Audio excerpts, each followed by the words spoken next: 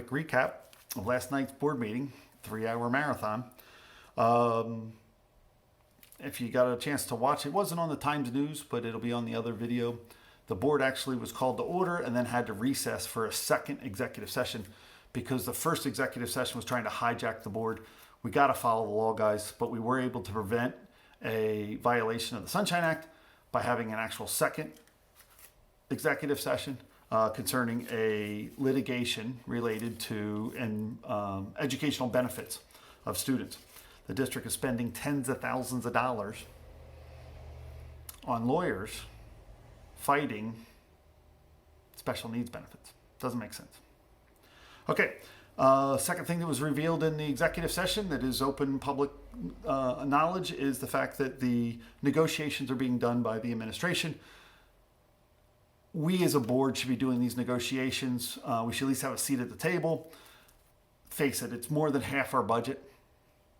To not be part of that negotiation doesn't make any sense. To abdicate that authority to an administration doesn't make any sense. Not if you're the one writing the check. We represent the stakeholders, so therefore the stakeholders should have a seat at the table. On a positive note, the district is run by policy, and the policy committee meeting will now meet on a monthly basis instead of monthly, which will accelerate the progress towards protecting the students and saving the community.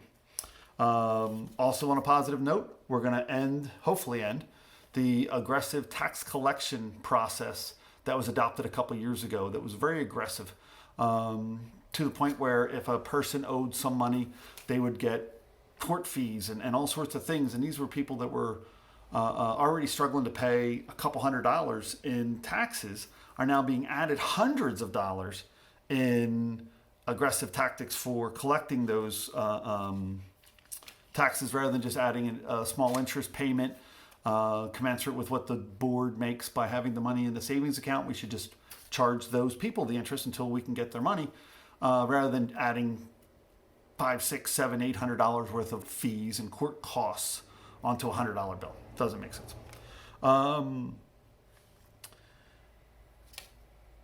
We also learned that the hiring process, which is not properly being followed, the board has the responsibility to hire and fire every employee. If we don't do our job, this school goes off the rails, financially, morally, ethically. So our responsibility is to hire the right people. Normally that gets vetted through the stakeholders. Everyone gets to look at who we're going to hire, what we're going to do. It's a transparent process. It's lawfully transparent.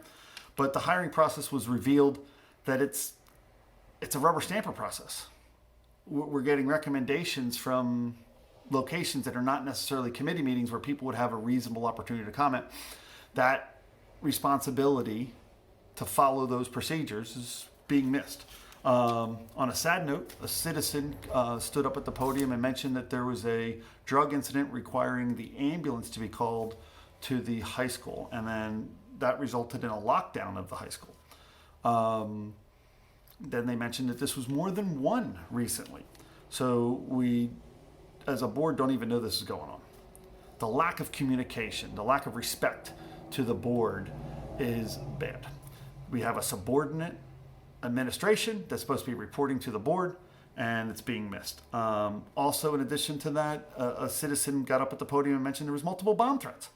And they were questioning whether or not our board is overseeing the administration to ensure that the procedures are being followed when a bomb threat is there to protect the students.